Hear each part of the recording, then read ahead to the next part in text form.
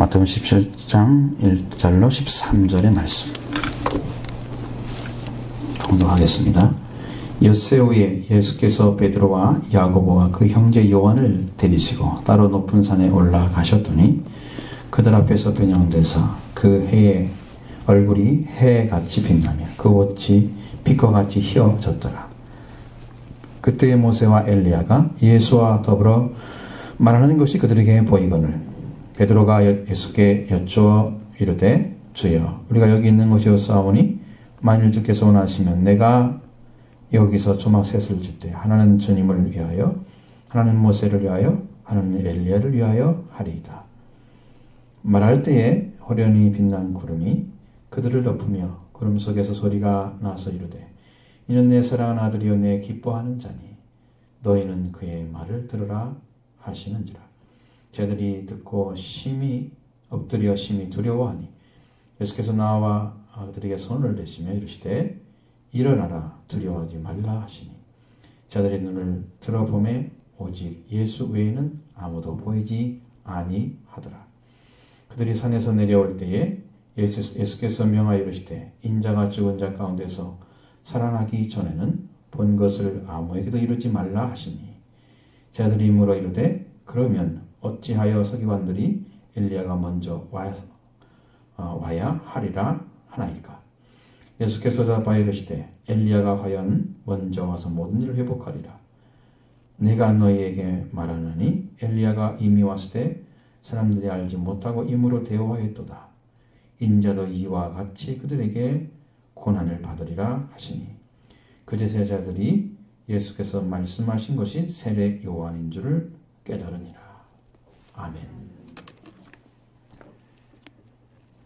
이 주제는 제가 아니고 저는 수요일날 기도에 인도하는 가운데 하나님이 갑자기 말씀을 탁 던지셨습니다. 그래서 깜짝 놀랐어요. 하나님 이 주제가 뭡니까? 이제 쭉 보니까 이 말씀을 증거하게 되는데 회복이라는 자리가 들어갔습니다. 회복. 여러분도 에스겔서 16장에서 맨 마지막에 보면 회복이 나오잖아요. 하나님 지금 계속 연결시키는 거예요. 회복이에요. 길로. 이게 멸망이고 죽음이고 그것이 아니고 하나님 우리를 회복하시는 일을 처음부터 행하셨습니다. 맨 처음부터. 그리고 쭉 연결시켜서 행하시고 지금도 행하고 계십니다. 회복 역사를. 그래서 그게 놀라운 비밀이라는 거죠. 근데 여기에 참여해서 일하는 사람하고 일하지 못하는 사람들이 있는데 참여하는 자가 되어지면 여러분들 안에 분명한 어떤 역사가 있을 것입니다. 말씀에 은혜가 임재하고 이런 일들이 계속 벌어지죠.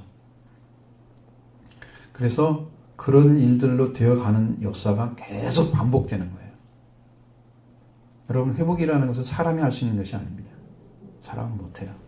원래 회복이라는 말 자체가 이전의 상태로 되돌리거나 회복시키다 그런 말로 되어 있습니다. 기본적인 의미가 회복하다는 말은 아포카디스템이라고 그랬습니다. 그래서 이것은 그러면 이전 상태로 되돌리려고 하는 것은 뭐냐? 어떻게 했냐? 그것은 원래 상태에 있어야 돼요. 원래 상태가 있었기 때문에 되돌릴 수 있는 거예요. 이 상태가 없었다면 우리는 돌아갈 길이 없는 거예요. 그러니까 여러분이 기본적으로 하나님과 우리 관계가 어떤 관계인가를 이해하지 못하면 회복이라는 단어를 사용할 수가 없는 거예요. 돌아갈 길이 없잖아요. 돌아가라면 어디로 가요? 어디가 돌아갈 길이에요? 여러분 이 성경 안에서 못 찾아냈는데 어디로 가요? 가기는. 찾아낸 사람만 가는 거죠. 되돌릴 수 있는 거죠. 그래서 오늘 우리에게 말하는 회복이라는 단어는 제가 몇 가지를 준비를 했는데 그 중에서 우주론적으로 말을 하면 세상을 새롭게 하다는 그런 뜻으로 쓰여지는 단어입니다. 아포카디스템이라는 단어가 그렇게 쓰여지는 거예요. 우리말로 사전적인 의미를 보면은 이전 상태로 돌이키거나 본디의 상태를 되찾음 이렇게 되어 있습니다. 회복이란 말이. 따라서 우리는 원래 상태를 돌아가려면 원래 관계를 알 때만 돌아간다.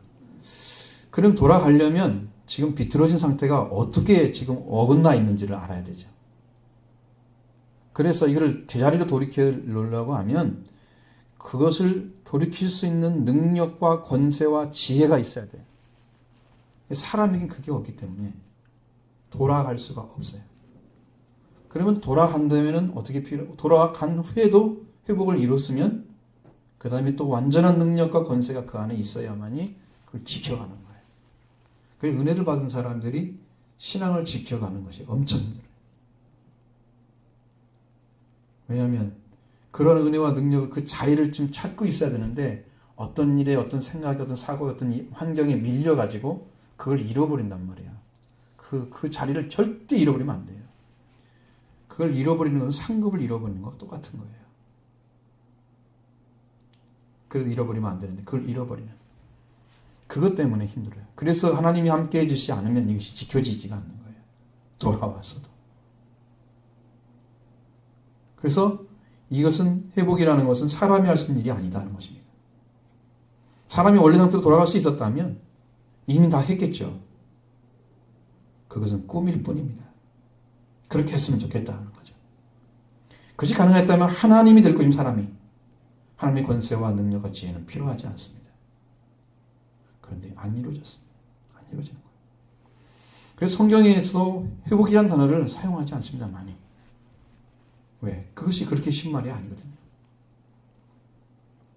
그런데 회복은 분명히 있습니다. 근데 회복은 시작됐지만 완성은 안 됐습니다. 그래서 이제 그 마침이 아직 안 나타났기 때문이죠. 그 근거를 찾을 수 있는 것이 뭐냐면 사도행전 1장에 보면 그 근거가 나옵니다. 1장 8절, 1부터 1장 8절의 말씀 안에서 이 사도행전 복음서를 데오빌로에게 썼잖아요. 데오빌로에게 누가가. 근데 1, 2절의 말씀에는 예수님께서 사도를 가르치고 성령으로 명하시고 승진하신 날까지 기록했던 누가복음을 소개하면서 예수님이 고난받고 확실히 살아나신 것을 기사들에게 40일 동안 나타나 증거 보이셨다. 하나님 나라를 또 말씀하셨다. 그러면서 사도들에게 예루살렘을 떠나지 말고 아버지의 말씀한 약속을 기다리라. 너희는 성령세를 받을 것이다. 이렇게 말씀하셨습니다. 그들이 또 모여서 또 물어봤습니다. 예수님한테. 40일 동안 예수님께서 물어볼 수 있잖아요. 예수님께서 물어보는 내용은 주께서 이스라엘 나라의 회복하심이 이때입니까? 이제 예수님 부활도 완성됐고 자기들도 확증이 있고 신앙의 확신이 있으니까 지금쯤 오시겠죠. 지금쯤 이스라엘을 회복하시겠죠. 그러면서 자기들이 임으로 이야기한 것입니다. 예수님은 때와 시기는 아버지께서 자기 권한에 두셨으니 너희가 알 바가 아니고 오직 성령이 너희에게 임하시면 너희가 받는 바가 예루살렘 원이다 사마리 땅까지 이르러 내 증인이 되리라. 이 말씀을 주십니다. 이스라엘의 회복은 아버지의 권한이다. 그러나 너희는 내가 명령한 대로 아버지의 약속의 성령을 받고 권능을 받아서 온 인류에게 나의 증인이 되어라. 이렇게 명령하시는 거예요.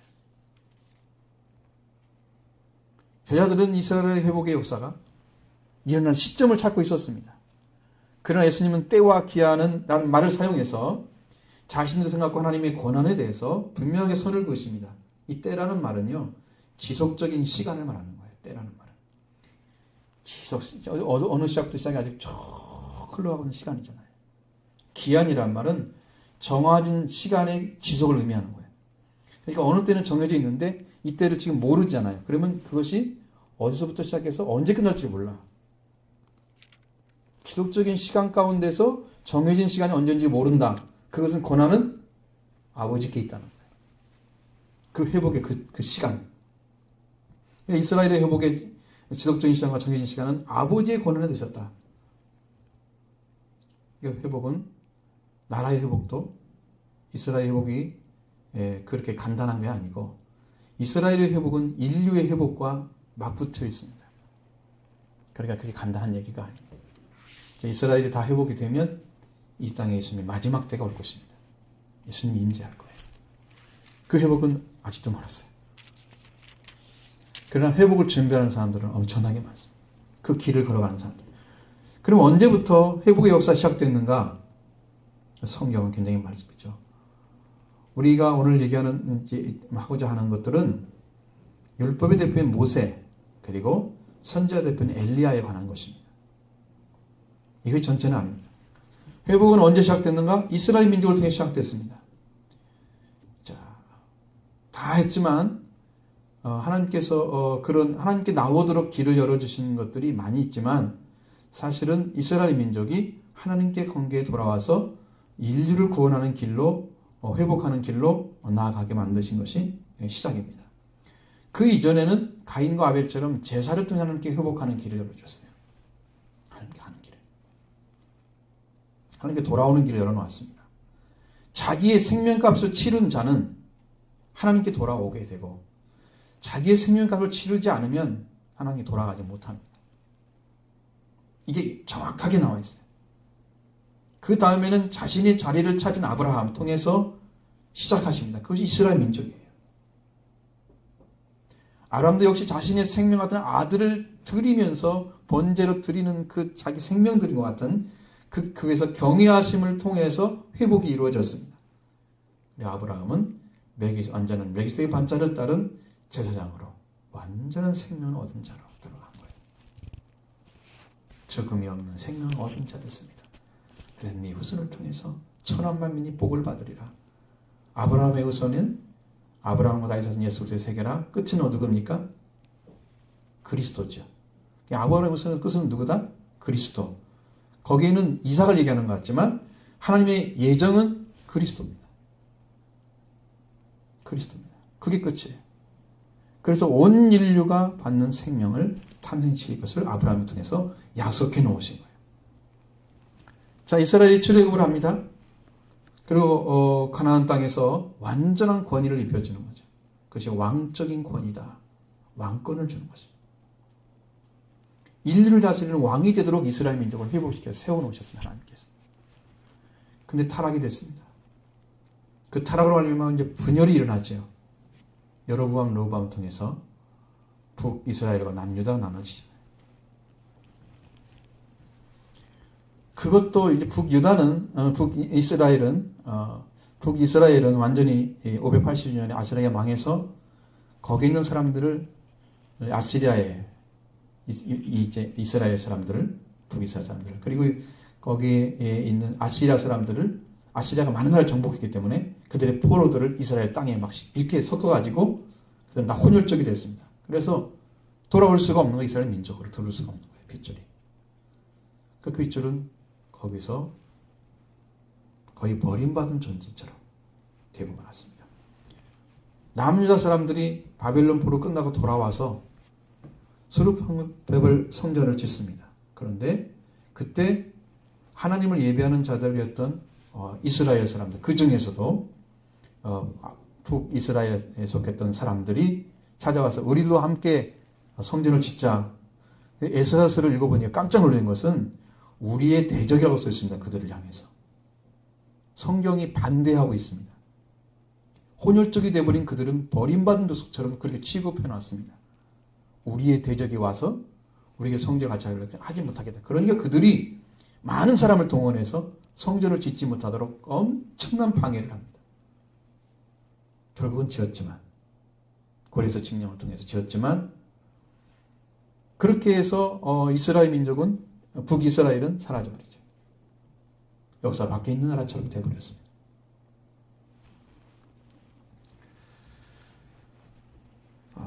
민족적인 비극이, 신앙적인 비극이 에워싸고 있는 세월이 신구약 시대, 중간 시대입니다. 4세기 동안 선지자가 끊어진 시대, 절망의 시간들이 됐습니다. 그러다가 세례 요한과 예수 그리스도가 오십니다. 그러니까 선지자들이 얘기한 것들은요, 된 것이 아니고 될 일을 얘기한 것입니다. 그러니까 그들은 지금 얘기를 해주고 있는 것들은 이루어진 게 아니고 이루어질 일에 대해서 얘기한 거예요. 그렇기 때문에 그들에게 완전한 회복은 있을 수가 없는 거예요. 그 완전한 회복은 이루신 자, 구약의 말씀을 이루신 자들에게만 가능한 것입니다. 그 이루신 자가 누구예요? 없잖아요. 사람이 이룰 수 있는 게 아니기 때문에. 그래서 이제 최종의 선지자는 누구냐 하면은 세례 요한입니다. 구약에 속한 사람이고 신약을 이어주는 선지자입니다. 세례 요한. 그리고 예수 그리스도 탄생하시죠? 그러면서 신약 시대가 시작됐습니다. 이게 회복의 역사가 이제부터 정말로 참으로 시작되는 거예요. 하나님의 역사의 회복. 하나님은 약속하지 않고 일을 행하지 않죠. 그러나 그 약속에 대해서 여러분에게 설명을 드리면 엄청나게 많기 때문에 다 말씀 못 드립니다. 자, 이 오늘 본문에서도 예수님께서 이제 그 회복의 역사에 대해서 말씀하시는데 제가 왜 회복의 역사를 자꾸 이제 얘기를 하냐 그러니까 하나님께 기도하니까 이게 회복의 역사라 그래요. 하나님 그럼 이 복음을 가르쳐 주시죠. 감이 안 잡힙니다. 말씀이 감이 안 잡히는 거예요. 이것이 회복과 어떻게 연결되는지 도대체. 그래서 시간이 엄청나게 걸렸습니다. 여러분은 쉽게 들을 수 있을지 모르지만 저는 이거 캐느라고 주보도 만들기가 그래서 힘들어요. 제가 실수를 많이 하는 이유가 설교 준비하다가 시간이 나가니까 그러다 보니까 주보에 하나씩 실수가 나오잖아요. 오늘 또 보니까 이게 예배 하나 찬송 하나 빠졌어요. 이제 1절 말씀에서 보면 1, 2절에 보면 엿새 후에 예수님께서 엿새 후에 베드로와 야고보와 그 형제 요한을 데리고 따로 높은 산에 올라가셨다고 말씀하시죠. 한번 보십니다. 엿새 후에 예수께서 베드로와 야고보와 그 형제 요한을 데리시고 따로 높은 산에 올라가셨더니 그들 앞에서 변형되사 그 얼굴이 해같이 빛나며 옷이 빛과 같이 휘어졌더라. 아멘. 마태복음 16장에서 예수님이 그리스도이시고 살아계신 하나님이라 아는 고백을 베드로가 하죠. 신앙 고백을 한 후에 예수님이 순환에 대해서 말씀해 주십니다.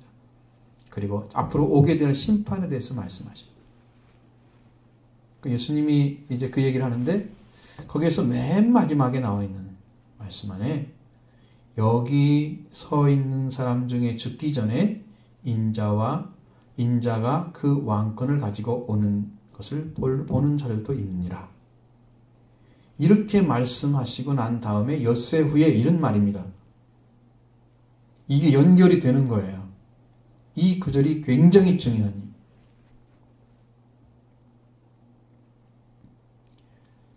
그 말씀하신 다음에 왕권을 가지고 온 것을 볼 자도 있느니라 하신 말씀을 마치고 엿새 후에 예수님이 따로 데리고 베드로와 야고보 그리고 그 형제 요한을 데리고 올라갔다 하는 것입니다. 이 세 제자는 예수님 제자 중에서 탑클래스에 속한 제자들이 말할 수 있습니다. 굉장히 비밀스럽고 굉장히 높은 진리에 속하는 말씀을 하려면 탑클래스에 있는 제자들만 데리고 가야 했고 3명만 데리고 가요. 우리는 이제 이 말을 생각하면서 왜 이렇게 3명만 데리고 갑니까? 다 데리고 가면 모든 사람이 다 알면 더 좋잖아요. 더 많은 복음을 증거할 수 있을 테니까. 그렇게 생각할 수 있지만 예수님은 그렇게 하지 않으셨습니다. 그러면 선택의 기준이 뭔가 그것도 알 수 없습니다. 단지 그 결과만 얘기하는 거예요. 요한복음 1장에 보면은 베드로의 동생인 안드레가 세례 요한이 예수님을 보면서 한 말씀을 듣습니다. 하나님의 어린 양이다. 세상 죄를 지은 하나님의 어린 양이다. 이 복음을 듣고 예수님이 갑니다. 만나죠. 그리고 예수님은 알았습니다. 그 다음에 시몬 베드로에게 전도합니다. 그 형제에게. 형이죠. 안드레는 형인 베드로보다 먼저 예수님을 만났어요. 또 안드레는 보리떡 5개, 물고기 2마리로 5,000명을 먹일 때 물고기 2마리, 보리떡 5개를 가져온 사람이에요. 아이들 걸 가져다가 예수님께 드렸던 사람이에요. 주님께 드렸습니다. 그랬는데도 그는 탑클래스에 못 들어갔습니다. 우리가 어떤 기준인지 알 수가 없는 거예요. 예수님과 세자가 따로 높은 산에 올라가셨는데 그 산을 보면은 교회의 전통을 따르면은 다볼산이다 그렇게 말하지만 사실은 헤르몬 산입니다. 시편 133편에 헐몬산 이렇게 나오잖아요. 여기는 헤르몬 산이 맞습니다. 그 헤르몬 산을 말합니다. 그 이스라엘의 풍성한 하나님의 생명을 가져주는 은혜로운 산, 축복의 산, 바로 그것입니다. 그곳에 예수님과 세 제자가 올라갔습니다. 그들 앞에서 변형이 되셨다 그랬어요. 다른 형상으로 바뀌어졌습니다. 얼굴은 해같이 빛났습니다. 옷은 빛같이 휘어졌다. 얼굴이 태양빛처럼 빛이 나왔다는 얘기예요. 예수님이 빛이신 이유를 아십니다. 예수님 자신이 빛을 가지고 계셨습니다. 발광체와 같은 것이죠. 그래서 태양은 발광체이기 때문에 태양처럼 빛났다 이렇게 말하고 있는 거예요. 예수님 자신이 빛이기 때문에 빛이 나는 거예요. 받아서 비치는 게 아닙니다. 그리고 투명한 빛이 된 옷이 이제 그렇게 투명한 빛처럼 희게 되었다 이렇게 말씀하고 있습니다. 태양과 같이 빛을 비치는 얼굴에서 예수님의 모습을 보여줍니다. 예수님의 얼굴 안에 있는 그 빛을 너희도 비치기를 원하노라. 그리스도의 빛이 비치기를 원하노라. 이 말씀을 여러분 이해하시죠? 여기 있는 말씀과 연결되는 거예요. 예수님 안에 빛이 있었다는 거죠. 그리스도 안에 빛이 있었습니다. 예수님은 죄악과 어둠과 죄악 가운데 살아가는 죄인이 아닌 빛 가운데 사시고 거룩하고 의로우신 완전한 빛에 가신 하나님을 보여주고 있습니다. 빛은 죽음에 들어가도 죽을 수가 없고 빛은 어둠을 이기는 능력을 가지고 있습니다. 근데 이제 다른 형사로 바뀐 그곳에 모세와 엘리야가 나타나서 말씀이가 말씀하시고 계시다 그러는 거예요. 3절 보십시오. 그때 모세와 엘리야가 예수와 더불어 말하는 것이 그들에게 보이거늘. 자, 모세와 엘리야가 예수님과 더불어 말하는 걸 저들이 목격을 했다. 눈으로 봤다는 거예요. 그럼 모세는 율법의 대표입니다. 그리스도를 위해서 고난을 받고 이스라엘 민족을 광야에 인도했던, 광야까지 인도했던, 그리고 그들에게 요단강을 건너서 그 땅에 들어가기 전에 율법을 지키기를 간절하게 전했던 선지자.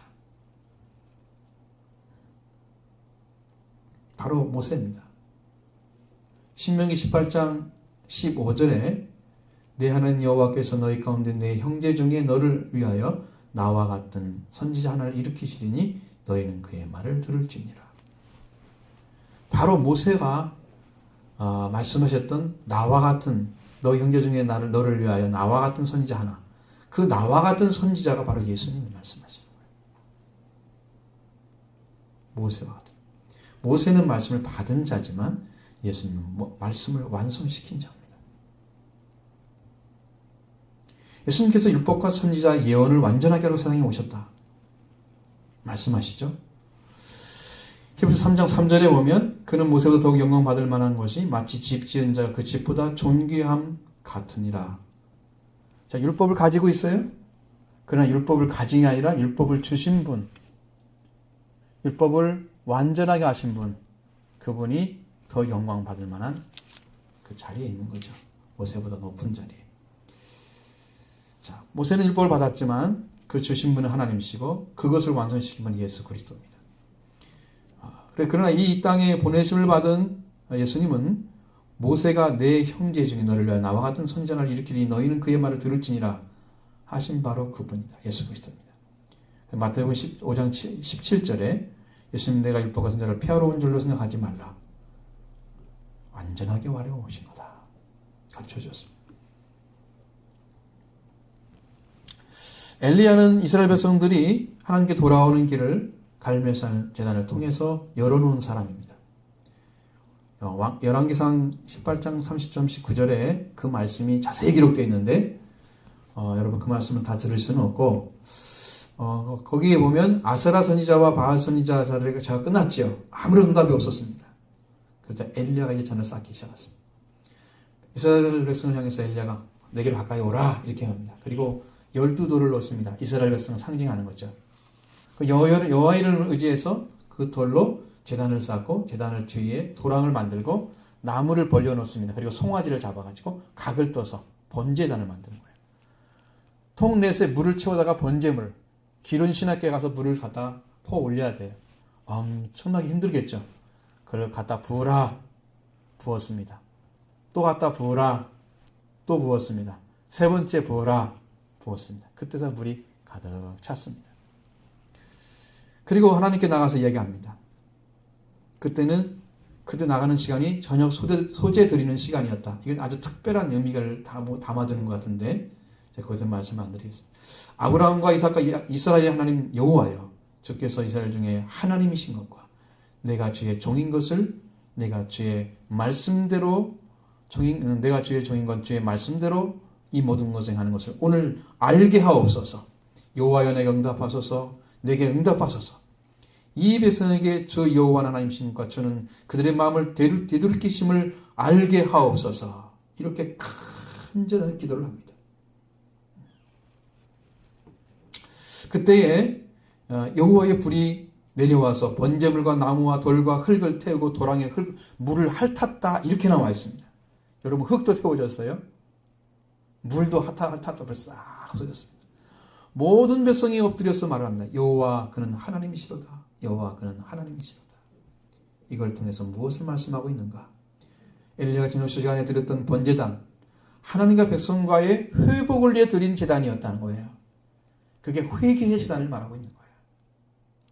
이스라엘 백성이 진짜 여호와가 하나님이라고 마음을 돌이켜서 하나님께로 나오는 길을 열어준 제단입니다. 그렇기 때문에 엘리야가 위대한 것입니다. 엘리야를 통해서 회복의 길을 여신 거예요. 하나님께서. 그건 그때는 이스라엘 민족만 위해서였지만 지금은 모든 인류를 위해서 제단을 회복하는 제단을 열고 있습니다.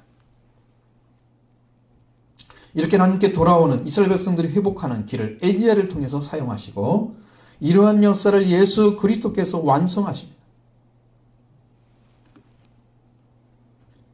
그런데 어떻게 완성하시느냐? 누가복음 9장 30절로 31절의 말씀 통해서 그 답을 찾을 수가 있습니다. 무엇을 말씀하시면 똑같은 성경인데 다르게 설명해 주고 있습니다. 문득 두 사람이 예수와 함께 말하니 이는 모세와 엘리야라. 영광 중에 나서 장차 예수께서 예루살렘에서 별세할 것을 말씀하실세 이렇게 되어 있습니다. 이 말씀을 통해서 모세와 엘리야가 변화산에 나타난 것은 예수님의 별세를 말씀하려고 했다는 것입니다. 이 별세한다는 말씀 안에는 사람의 회복이 다 들어있습니다.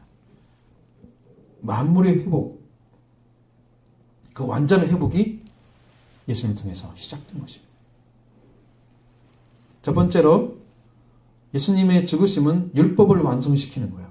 여러분 이 말씀을 정확하게 이해 못하면 십계명을 통해서 우리가 이스라엘 백성들이 그 깨버렸던 그 관계를 깨버렸던 그것을 회복시키는 길을 몰라요.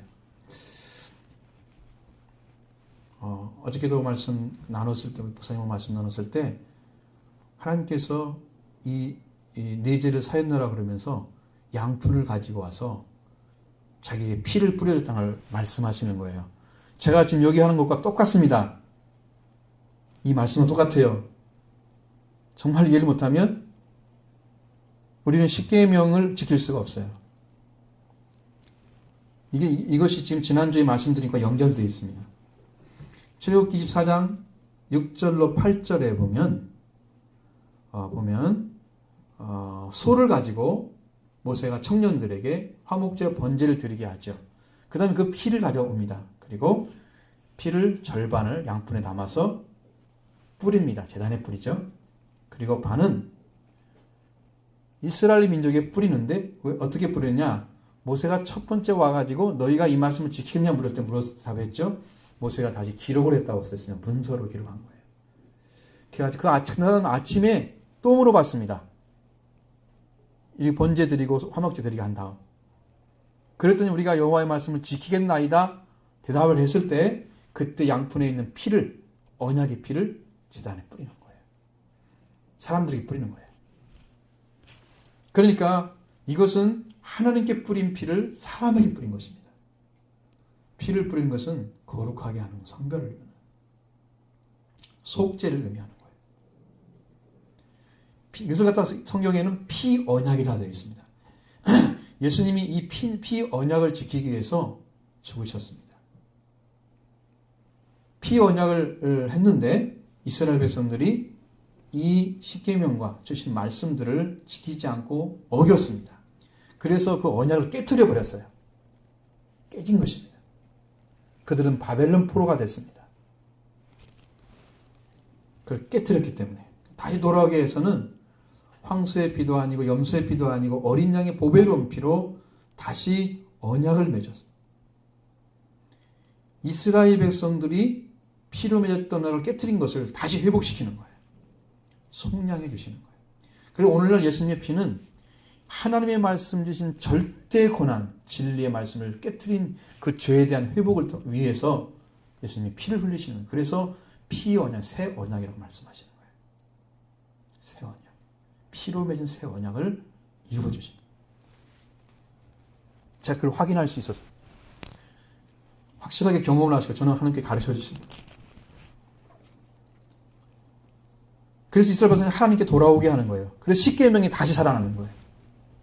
예수님의 피를 통해서 십계명이 다시 살아나는 거예요. 피 언약을 통해서 회복을 시켜서 예수님 피를 흘림으로써 인류에게 이 계명이 예수님 통해서 완성된 걸 나타납니다. 그것이 하나님을 사랑하고 이웃 사랑하는 그 계명으로 다시 태어나는 거예요. 온 인류가 다 지켜야 돼요. 그러니까 예수 그리스도의 피를 통해서 속죄함 입은 사람들은 뭘 하느냐? 우리가 지금 말씀하신 것처럼 하나님을 사랑하고 이웃 사랑하는 말씀, 마태복음 22장 30절 40절에 있는 말씀을 지키는 거예요. 부활됐기 때문입니다. 계명도 영적인 부활이 이루어진 사람이 지키는 거예요. 하나님을 사랑하기 때문에. 그렇게 되는 거죠. 두 번째로는 예수님이 죽으심 후에 부활을 하셨습니다. 이 부활은 완전한 하나님 관계의 부활을 시켜서 온 인류가 예수님을 통해서 하나님께 나아가게 하는 회복의 시작입니다. 첫 번째로는 십계명과 관계 회복시키죠. 계명을 주시죠. 두 번째로는 온 인류가 하나님 관계에 부활되는 거예요. 그래서 이 예수님의 부활은 곧 모세의 율법과 선지자의 글과 시편의 날을 가르쳐 기록한 모든 것이 이루어져야 하는 말씀이 이것이다. 예수님은 누가복음 22장 44절에서 이렇게 말씀하신 거예요. 예수님이 이루시는 완성된 것은 뭐냐면은 율법, 선지자의 글, 그 시편에 기록된 모든 것들이 이루어진 것이 부활체다 이거예요. 예수님이 이루셨어요, 안 이루셨어요? 율법 이뤘죠. 선지자 이뤘죠. 시편에 다윗이 쓴 것도 이뤘죠. 다윗이 예수 그리스도에 관해서 가장 많이 이뤘기 때문에 시편도 인용한 거예요. 그리고 베드로가 그 부활의 설교를 하잖아요. 오순절 다락방에서 거의 시편 16편을 가지고 하잖아요. 시편을 열었습니다. 그게 더 완전한 복음이에요, 거기가. 이 구원을 다 이루신 삶을 이제 살아가게 하시는데, 여러분도 이 말씀 예수 그리스도의 부활을 통해서 여러분이 부활이 되면 여러분도 이 말씀도 살게 됩니다. 이루어진 거. 이제는 이루어진 것을 믿는 거예요. 자, 많은 사람들이 아직도 예수님이 오실 분으로 생각하고 있습니다. 예수님한테 하늘에 계시기 때문에, 멀리 계시기 때문에 나와 관계없는, 그래서 앞으로 오셔야 되고 나는 오실 분을 만나서 구원을 받는다 생각합니다. 그러나 예수님은 그렇게 하지 않으십니다. 그 이유는 예수님은 이미 왕권을 가지고 제자 앞에 보여졌고, 그 다음에 부활하셔서 왕권을 가지고 오셨고, 그리고 그 부활의 능력을 통해서 40일 동안 말씀 가르침 받고 성령 받았던 10일 후에 오순절에 참여했던 그들에게 왕권이 부여됐습니다. 그래서 인류를 회복하는 역사를 그 오순절에 참여했던 사람들을 통해서 행하신 것입니다. 그것이 오늘 우리까지 온 거예요. 이 회복의 길이 쫙 열려서 대한민국까지 와서 여러분들이 그 길을 지금 찾은 거예요.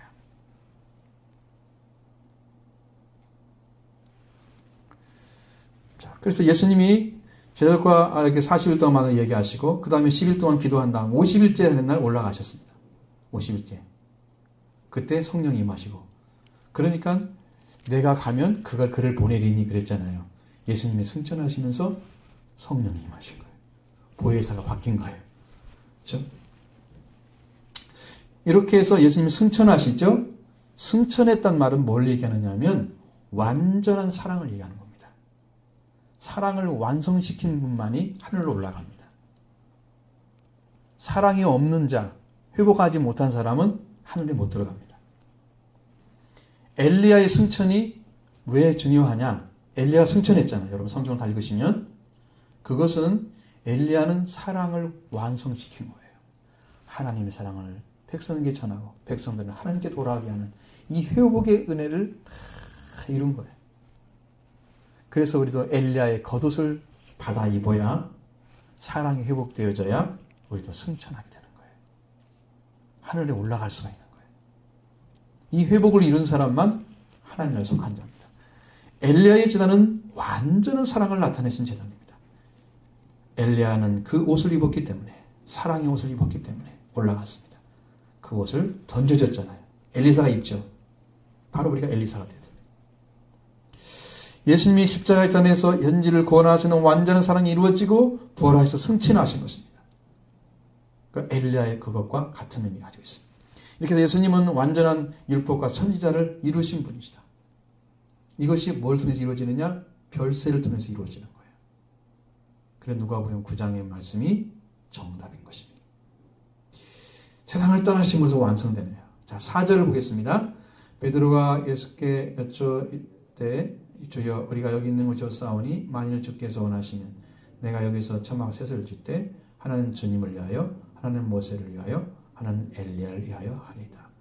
베드로는 그 모습 가운데 당황했을 것입니다. 예수님 얼굴에서 갑자기 빛이 확 비쳐나오죠. 옷이 하얀 빛으로 빛을 입은 것처럼 빛이 나고 있습니다. 이 변화사에 있는 이 아름답고 영광스러운 그 영원히 이것을 좀 누렸으면 좋겠다. 그렇게 생각할지도 모릅니다. 그래서 주여 우리가 여기 있는 저 싸우니 내가 초막셋을 짓겠습니다. 주님을 위해서 모세와 엘리야를 위해서 그렇게 하겠습니다. 그렇게 말을 합니다. 그러나 그들은 말을 하면 안 됩니다. 하나님이 세우신 자의 말을 들어야 할 자리에 서 있는 자들이에요. 거기서 예수님 살 일도 없지만 신명기 18장 15절에 말씀하신 것처럼 그 선지자가 나와 같은 선지자를 세우리니 너희는 그의 말을 들을지니라. 그의 말을 들어야 할 대상이 제자들이었습니다. 베드로는 예수님의 말씀을 듣는 자리에 있어야 하는 것입니다. 5절의 말씀을 보십니다. 말할 때에 호련히 빛난 구름이 그들을 덮으며 구름 속에 소리가 나서 이르되 이는 내 사랑하는 아들이요 내 기뻐하는 자니 너희는 그의 말을 들으라 하시는지라. 여러분 성경에서 하나님의 구름이 나타나고 하나님의 영광이 임했던 곳이 성전입니다. 성전. 성막을 지었을 때 광야에서 출애굽기 40장에 나오는데 34절 35절에 구름이 회막을 덮습니다. 그리고 여호와의 영광이 성막에 아주 충만해졌습니다. 모세가 회막에 들어갈 수가 없을 정도로 구름이 회막을 덮고 여호와의 영광이 성막에 충만했다고 기록해놓고 있습니다. 이 말씀은 하나님께서 주신 대로 설계된 성막대로 만들었더니 하나님의 영광이 나타났습니다. 성막에 하나님의 영광이 충만했죠. 구름이 덮이고 하나님의 영광은요 아무 때나 나타난 게 아니고 어느 곳에 있는 것이 아닙니다. 이것은 거룩한 곳에만 임재합니다. 영광은. 그러면 찬란한 구름이 호련히 그들을 덮었습니다. 갑자기. 자, 구름은 영광과 함께 나타나는데 바로 구름 아래는 그리스도가 계셨습니다. 하나님의 영광을 나타내는 해고 해처럼 빛나는 얼굴과 빛이 하얗게 들어 빛을 입은 옷을 입으신 그분이 바로 그 영광인 것이에요. 그 영광이 나타난 거예요. 구름이 덮이고 그리고 구름 속에서 갑자기 소리가 납니다. 이는 내 사랑하는 아들이니 아들이여 내게 기뻐하는 자니 너희는 그의 말을 들으라. 하나님은 누가 말하고 누가 들어야 하는지를 정확히 말씀해 주십니다. 신명기 18장 15절에서 하반절에도 나와 선지자를 세우리니 이는 너희는 그의 말을 들을지니라. 지금 하나님께서 말씀하신 말씀을 들어야 할 자리에 제자들이 있었습니다. 예수님은 헤르몬산에서 그 초막 짓고 거기서 모세와 엘리야와 함께 살려고 오신 분이 아닙니다. 그들의 주셨던 복음을 이루시러 오신 분이시지. 이해를 잘못하고 있는 것입니다. 6절의 발전에는 두려워서 엎드린 자들을 예수님께서 일으켜 세우십니다. 보십니다. 저들이 듣고 엎드려 심히 두려워하니 예수께서 나와 그들에게 손을 대시며 이르시되 일어나라 두려워하지 말라 하시니 저들의 눈을 들어 보매 오직 예수 외에는 아무도 보이지 아니하더라. 저는 빛난 구름 하나님이 나타나신 것을 보면서 그 구름 속에 나는 소리를 들었습니다. 여러분, 호련에 구름이 딱 나타나고 빛난 구름이 쫙 오는데 그 다음에 그 속에 소리가 나봐요. 그 두려움은 말도 못할 것입니다.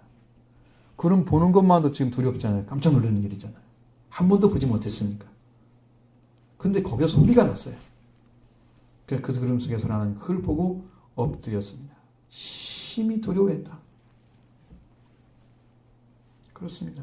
예수님이 그런 분이세요.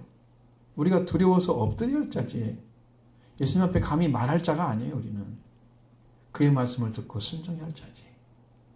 근데 그 말을 하고 있어요. 그렇지만 예수님은 그들에게 한없이 사랑스러운 모습으로 다가가셨습니다. 그들에게 손을 내셨다. 이 된단 말은요, 만짓단 말에 만졌단 말이에요. 두려움으로 엎드려 심히 두려워하고 있는 그들을 예수님이 안심합니다. 안심시킵니다. 손으로 만지셔서. 그리고 이렇게 세웁니다. 일어나 두려워하지 말라. 예수님은 저들을 데리고 와서 변화산의 그 모습을 통해서 두려움을 주려고 가신 게 아니에요. 내가 이렇게 높은 자다. 너희는 내 말을 들어라. 그러려고 가신 게 아니에요. 그들에게 두려움을 주려고 가신 분이 아닙니다. 헤르몬산에 가서 예수님이 완전한 하나님이 보내신 자인 것을 증거하기 위해서 왕권을 가지고 이 땅에 오신 분인 것을 증거하기 위해서 간 거예요. 그렇기 때문에 그들 두려움을 해서 일으켜 세우는 거예요. 그 제자들이 이제 그 예수님의 손을 대니까 일어났습니다. 일단 눈을 들어보니까 예수님에는 아무것도 보이지 않습니다. 자, 이런 사건이 있은 다음에 예수님 저들에게 명령을 내리십니다. 무엇을 말씀하시느냐? 9절 말씀 봅니다. 저희가 산에서 내려올 때에 예수께서 명하여 이르시되 인자가 죽은 자 가운데서 살아나기 전에는 본 것을 아무에게도 이르지 말라 하시니. 오늘 말씀의 중요 포인트는 바로 이것입니다. 예수님께 죽은 자 가운데 살아나기 전에는 본 것을 아무도 이르지 말라. 이것은요, 완전한 회복의 시작은 부활에 있기 때문입니다. 회복의 완전한 부활을 통해서 완전한 회복의 역사가 시작되는 거예요. 그 예수님의 부활은 헤르몬 산에서 제자들이 경험한 예수님이 그 변형된 모습을 보면 알 수 있습니다. 이 모습은 죽음을 이기신 영광스러운 모습입니다. 제자들은 이 모습을 여기 서 있는 사람 중에 죽기 전에 인자가 왕권을 갖고 보리라 하는 그 말씀과 함께 이루어져서 변화산의 광경을 본 것을 사실은 알려야 할 자들이죠. 그런데 예수님은 지금 부활체로 있는 게 아니고 아직 돌아가지 않으셨습니다. 다시 부활할 때까지는 이야기를 할 필요가 없는 거예요. 성경은 이루어지기 전에는 이야기하지 않는 것이 많습니다. 왜? 이룬 다음에 그것을 가르치기 때문입니다. 그래야 구원이 오기 때문에. 그러니까 입을 다물고 있어야 돼요. 이루어지지 않았는데 막 토설을 해서 막 얘기하고 이상한 말을 해서 혼란을 가져다주는 그런 일은 하면 안 됩니다. 그래서 예수님이 부활체로 신령한 몸으로 다시 부활하기 전에는 아무에게도 알릴 필요가 없었던 거예요. 아직 이른 것이 아니기 때문에. 죽은 자 가운데서 살아나면 회복이 되고 예수님이 왕권을 가지고 오신 것이 증거가 되기 때문에. 그래서 입을 다물고 있어야 돼요. 그리고 이제 예수님이 그 왕권을 가지고 오신 예수님이 성령을 통해서 다시 다스리십니다. 왕으로 오셔서. 성령 받은 자는 왕입니다. 그것을 가지고 이루셔야 돼요. 이 땅에서 이루셔서 왕이 되신 분들은 이 땅에서 이루신 만큼 영광을 가지고 하나님 나라에 들어갑니다. 그게 성경의 기록이 딱 되어 있어요. 이 사실에서 예수님은 인자가 죽은 자 가운데 살아나기 전에는 아무것도 이루지 말라. 그래서 말씀하신 거예요. 저들은 이제 의심이 생겼습니다. 입을 다물라고 하니까 이게 도대체 무슨 말일까? 그러다가 이제 10절에서 물어봤습니다. 뭐라고 묻습니까? 제자들이 물어 이르되 그러면 어찌하여 서기관들이 엘리야가 먼저 와야 하리라 하나이까? 자, 이 말씀을 들은 제자들은 서기관들 이야기를 꺼내는 거예요. 엘리야가 먼저 와야 하리라고 하지 않습니까? 분명히 이것이 증명되지 않으면 예수님 하신 말씀을 이야기할 수밖에 없는 거예요. 엘리야가 먼저 와서 이렇게 한 다음에 예수님 메시아가 와서 그분이 메시아인 걸 증거해 줘야 인류가 구원되기 때문입니다. 서기관들은 말라기 3장 1절이나 말라기 4장 5절을 근거로 해서 메시아가 오기 전에 엘리야가 올 것을 주장했습니다. 그건 사실이에요. 그 당시 사람들이 이것을 믿고 있었기 때문에 저들도 아마 그걸 들었을 것입니다. 말라기 3장 1절에 보면 만군의 여호와 이르노라 보라 내가 내 사자를 보내리니 그가 내 앞에서 길을 준비할 것이요. 앞구절만 봅니다.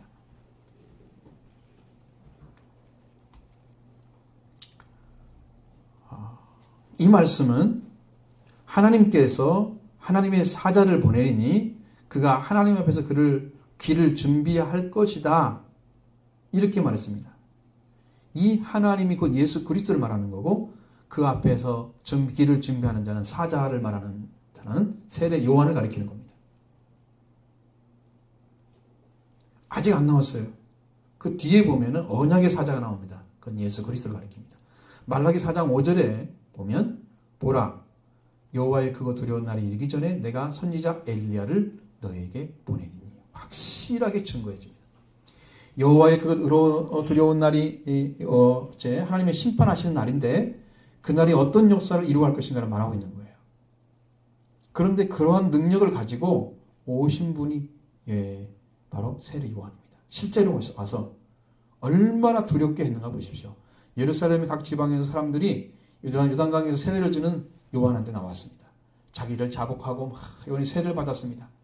그런데 요한은 마태복음 3장 7절로 10절 말씀 가운데 뭐라고 하냐면 많은 바리새인들과 사두개인들이 세례 베푸는 것을 오는 걸 보고 이야기합니다. 독사의 자식들아 누가 너희를 가르쳐 임박한 진노를 피하라 하더냐. 너희가 회개하고 합당한 열매를 맺고 속으로 아브라함이 우리 조상이라고 생각하지 말라. 내가 너에게 말하노니 하나님이 능히 이 돌들로도 아브라함의 자손이 되게 하시리라. 이미 도끼가 나무 뿌리에 놓였으니 좋은 열매를 맺지 않는 나무보다 찍혀 불에 던지리라. 좋은 열매를 맺으려면 회개를 해야 돼요. 회개에 합당한 열매, 좋은 열매. 회개하지 않는 자는 심판, 엄한 심판을 하겠다. 나무로 돌로 도끼로 나무를 찍어버리는, 불에 던져버리는 심판이다. 이렇게 강력한 메시지를 전한 분이 세례 요한, 하나님의 아주 강한 날, 심판을 명령했던 사람, 여호와가 크게 두려운 날. 그 예수 그리스도가 심판하는 그 날이 크고 두려운 날입니다. 그 엘리야를 보낸다. 그 날이 이르기 전에. 그것은 이제 미래적으로 볼 때는 하나님 예수님 오시기 전에 나타날 현상도 됩니다. 그건 참 여러분에게 설명하기 어려웁니다. 분명하게 엘리야가 메시아 앞에서 회복의 역사를 이루어야만 메시아가 온다는 말이 증명되기 때문에 제자들이 그걸 물었을 때 예수님께서 그걸 가르쳐 줘야 돼요. 정확하게. 이걸 못 가르쳐 주면 서기관도 못 이해했어요. 서기관이 이해한 것도 못 이해해요. 성경을 이해 못 이해했어. 그래서 예수님이 11절부터 13절에 답을 주시는 거예요. 한번 보시죠. 예수께서 답하여 이르시되 엘리야가 과연 먼저 와서 모든 일을 회복하리라. 내가 너에게 말하노니 엘리야가 이미 있었되 사람들이 알지 못하고 임으로 대오하였도다. 인자도 이와 같이 그들에게 고난을 받으리라 하시니 그제야 제자들이 예수께서 말씀하신 것이 세례 요한인 줄 깨달으니라. 아멘. 엘리야가 과연 먼저 와서 그들을 회복한다. 이 모든 일을 회복한다는 말은요, 만물을 회복한다는 말입니다. 그러면 엘리야가 누구의 심령으로 왔느냐? 세례 요한이 엘리야의 심령으로 왔어요. 엘리야 영감을 가지고 왔습니다. 그래서 인류를 하나님께로 회복하는 길로 가는 거예요. 이게 가는 거예요. 이렇게 되는 거예요. 엘리야가 먼저 와서 이 말씀은 그리스도 하나님 보낸다는 메시아보다 먼저 온다는 의미예요. 11절의 말씀에 엘리야가 과연 먼저 와서 이렇게 되어 있잖아요. 이 말씀 중에 와서란 단어가 아주 중요한 의미를 가지고 있습니다. 이 단어는 엘코마이라는 것인데 이것이 어떻게 바뀌냐? 동사 직설법 현재 중수 뒷번호는 또 3층 단수가 되어 있어요. 에르케타이가 됩니다. 현재에서 현재형이에요. 그러면 이건 이 현재형이라는 어떤 현재형을 말하냐면 미래적 현재형입니다. 세례 요한의 세례를 통해서 회개로 들어가지 않는 사람들은 다 심판의 대상입니다. 그때부터 시작해서 지금까지도 세례 요한의 물세례가 유효한 거예요. 그냥 회개를 해야 된다는 거예요. 회개를 하고 그리스도께 가야지 만날 수가 있다는 거예요. 그때 회개한 사람들은 자기의 죄를 잡았겠다. 죄인으로 들어갔다는 이야기입니다. 죄인으로 들어가지 않는 사람들은 구원받을 길이 없는 것입니다. 그래서 엘리야가 메시아보다 먼저 한 사역의 효력이 지금도 있고 앞으로도 쭉 계속될 것입니다. 예수님 오기 전까지. 그래서 여호와의 크고 두려운 날이 오기 전에 엘리야를 보내니 지금도 여러분 크고 두려운 날 마지막 날에 오기 전에 세례 요한이 와서 말씀하시면 메시아를 믿어야 돼요. 그거 안 믿으면 하늘나라 못 들어갑니다. 하나님 나라 들어가지 못합니다. 세례 요한이 외친 세계를 듣지 아니하면 하나님의 진노 가운데로 들어가는 거예요. 이걸 두려워해야 됩니다. 여호와의 그 두려운 날이 오기 전에 세례 요한이 회개가 여러분의 귀에 들리기를 바랍니다. 그래서 회개하기를 바랍니다. 이것이 안 되면 어떤 일이 벌어지느냐? 말라기 4장 6절의 말씀이 이루어져요. 이렇게 해줘요.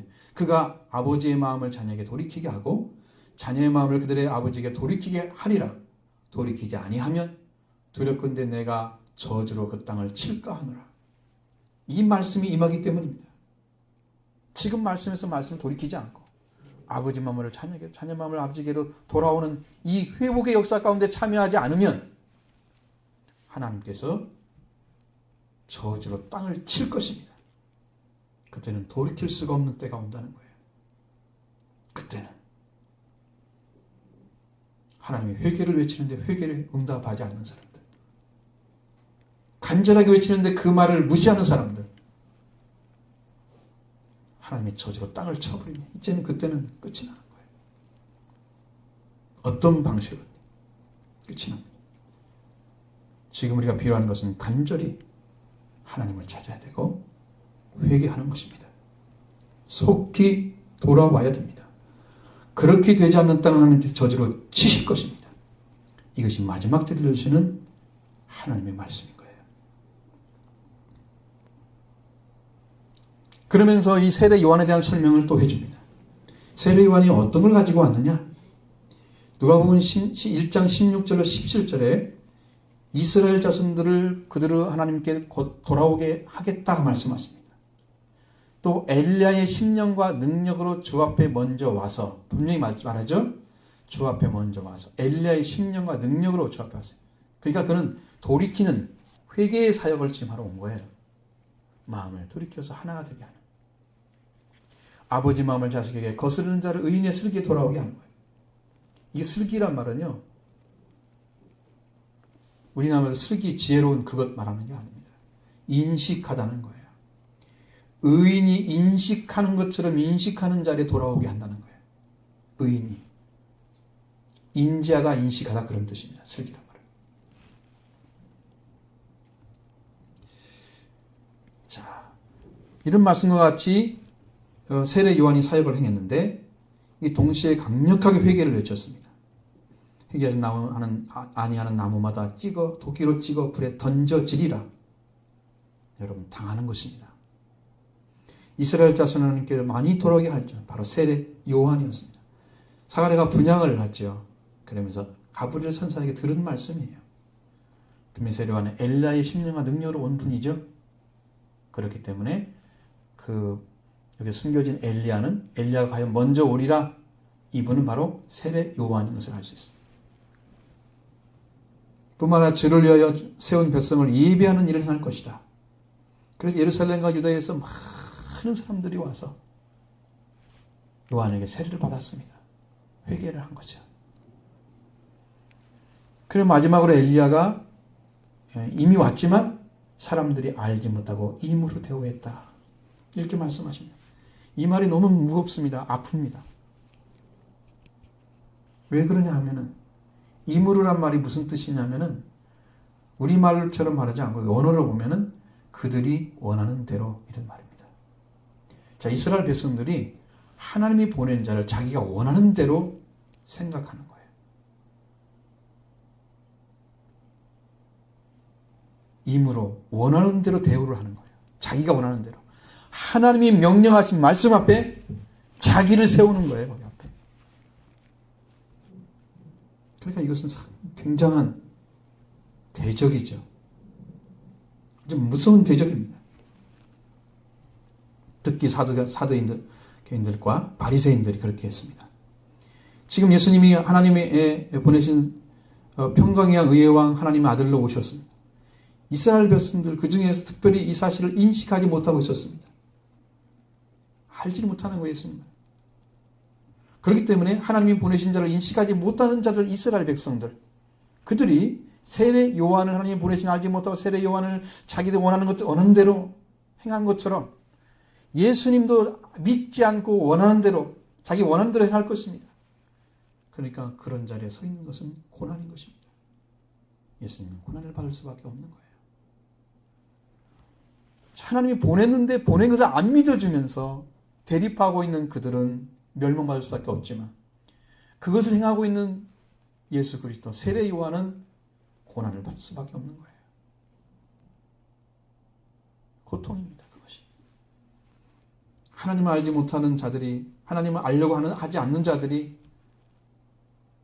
교회에서 어지럽힌다면 그 목회자의 고난입니다. 왜? 그렇게 열심히 전해도 그걸 알려고 하지 않기 때문에 줄 수가 없는 거. 고통입니다. 예수님이 얼마나 힘들겠어요. 예수님이 사람들의 손에 넘겨질 것입니다. 예수님의 고난은 바로 그것입니다. 자기들이 원하는 대로 예수님을 행하게 만들 것입니다. 지극한 고난입니다. 이 고난은 괴로움과 외로움이란 말로 써있지만 이 괴로움과 외로움을 넘어서서 죽음의 고통까지 경험해야 되는 그런 고난입니다. 히브리서 2장 9절의 하반절의 말씀을 보면 죽음을 맛보신 예수님이라 말씀하셨어요. 예수님은 죽음을 맛보셨습니다. 그렇게까지 그 사람들이 잔혹하게 예수님을 다뤘습니다. 자기들이 그런 마치 고난이 있는 것처럼. 예수님 좀 맛보셨다는 것은 깊이 참여한 것이 아니죠. 먹었다고 하면 깊이 참여한 거예요. 그러나 맛보셨다는 것은 아주 짧은 시간에 경험을 했다는 뜻입니다. 예수님이 불과 만 3일 아닌 3일 동안에 죽음을 맛보셨잖아요. 아주 짧은 맛보신 거예요. 그렇게까지 그 사람들이 예수님을 핍박하고 밖에서 끝까지 불신하고 버렸던 그 고난, 그걸 예수님이 받을 거라는 거예요. 예수님은 그걸 각오하고 있었으며 벌써 알고 계셨어요. 이렇게 말씀하셨듯이 자들은 이제 오리라는 엘리야가 바로 세례 요한이다. 이걸 깨닫게 된 거예요. 자, 여러분 이거 보십시오. 예수님의 죽으심과 부활이 어떤 관계에 맺어지는지. 예수님이 이루신 회복이 뭐냐? 모세의 율법의 완성, 선자의 예언의 말씀의 완성, 이걸 통해서 이루어집니다. 예수님은 세례 요한을 통해서 회복의 역사를 시작하셨습니다. 그리고 그리스도 그리스도 말미암아 완성될 것을 말씀하고 있습니다. 예수님께서 이제 그 회복의 역사를 세례 요한을 통해서 준비된 것들을 예수님이 와서 행하시죠. 그리고 그것을 완성시키기 위해서 오순절을 주시는 자들에게 그렇게 해서 이스라엘이 시작돼서 왕권을 가지고 자들이 이제 사역을 시작합니다. 그 사절의 고난은요, 여러분 정권을 주는 거예요.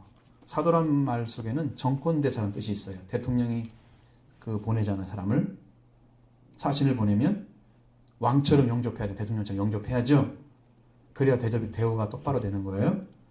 우리가 사도의 역할을 가면은, 사도의 권한을 가지고 가면 예수님처럼 대접을 해야 되는 거예요. 그 고난이 있어요. 죽고 사는 고난까지 다 들어있습니다. 죄를 사하면 사해지고 그대로 두면 그대로 놔두는 성령 받은 자의 고난은 그렇게 큽니다. 천국의 열쇠를 줬어요.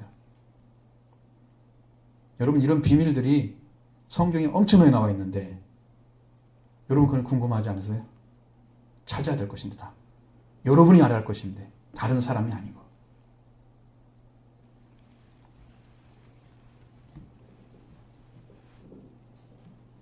그래서 제자들에게 말씀하신 거예요. 너희 중에 살아서 인자가 왕권을 가지고 오는 걸 볼 자도 있느니라. 지금 그걸 보여줬잖아요. 부활의 모습을. 그러나 예수님이 그 뒤에 부활을 직접 하시고 난 다음에 그때 완성된 부활을 가지고 왕권을 가지고 다시 오셔서 그 다음에 성령 받은 자들에게 다시 오셔서 그 왕권을 가지고 다스리기 시작합니다. 그래서 예수님이 우리를 다스려야만 되죠. 교회는. 가정도 예수님이 다스려줘야만 됩니다. 왕이 되셔야 돼요. 주님이. 가정이 돼야 돼요.